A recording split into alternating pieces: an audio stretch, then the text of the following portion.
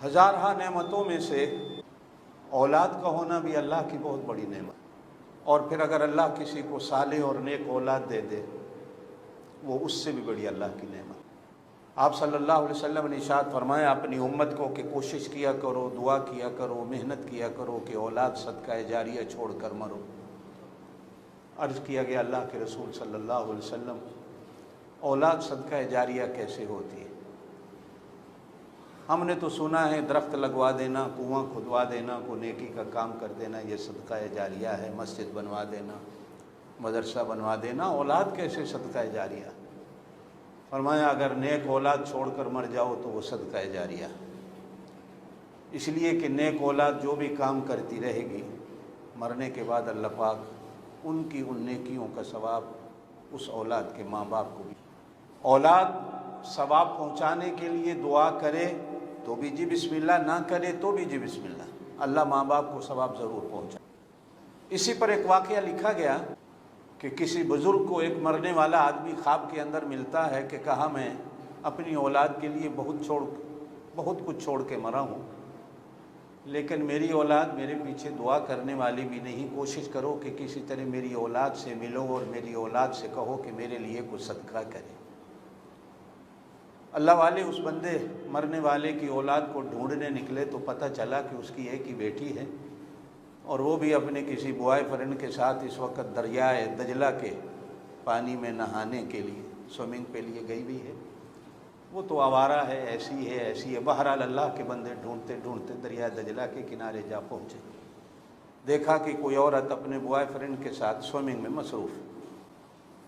تو اللہ والے نے دوسری طرف منہ اپنا کر کے آواز دے کر کہا کہ فلاں آدمی مرا ہے اور وہ خواب کے اندر ملا ہے، کیا تم اس کی بیٹی ہو؟ تو اس نے آواز کو سن کر کہا کہ ہاں میں اس کی بیٹی ہوں۔ کہا کہ تمہارے مرنے والے ابا نے مجھے کہا ہے کہ میری اولاد کے کہو سے میرے لیے کچھ صدقہ کرے، مجھے ثواب ہو۔ تو وہ اپنی مستیوں میں سوئمنگ میں مست تھی، تو اس نے پانی کا ایک چلو بھرا اور یوں پھینک کر اللہ والے کی طرف کہا کہ جاؤ میرے ابا سے کہو کہ میرے پاس یہی کچھ ہے اور میرے پاس ابا کو دینے کے لیے کچھ نہیں۔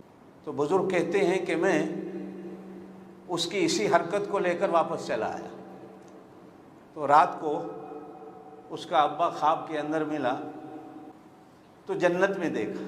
تو میں نے اس سے پوچھا کہ اتنی جلدی جنت میں چلے گئے؟ کہا کہ اس نے جو پانی کا قطرہ پھینکا تو اللہ پاک نے کہا کہ چلو ہم اسی پانی کے قطرے سے کے صدقے ہی تیری بخشش کر دیں۔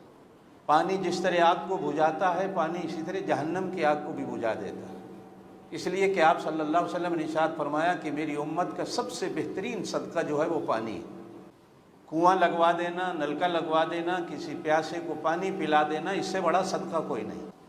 یہ جو ہمارے ہاں آج کل جانوروں کا صدقہ ہوتا ہے کہ بکرا دے دو، خون بہا دے دو، اس پر بھی علماء کی بحث ہے۔ بعض علماء تو اس کو صدقہ ہی نہیں مانتے، اس لیے کہ لوگوں کو بہانہ مل گیا ہے۔ اچھا جانور 30-40 ہزار کا ملتا ہے اور صدقے کا جانور وہ اتنا سا چھوٹا سا ہوتا ہے، وہ 2-4 ہزار میں مل جاتا ہے۔ اس کے لیے لوگوں نے عمر کی شرط بھی کوئی نہیں رکھی، وہ 2 مہینے کا ہو تو بھی ذبح کر کے گوشت بانٹ دیا جاتا ہے، وہ 4 مہینے کا ہو تو بھی صدقہ ہو جاتا ہے، گوشت بانٹ دیا جاتا ہے۔ حالانکہ جو اصل جان کا صدقہ تھا وہ کوئی اور چیز ہے، کہ جان کے صدقے کے لیے بھی ایسی چیز دو جو دیتے وقت تمہارے دل کو کچھ ہو۔ لن تنالوا البر حتى تنفقوا مما تحبون، ایسی چیز اللہ کے نام پر دو جو تمہارے دل کو پسند ہو۔ بھائی یہ جان چھڑانے والی چیز تو صدقہ نہیں ہوتی، ہم تو یہ جان چھڑاتے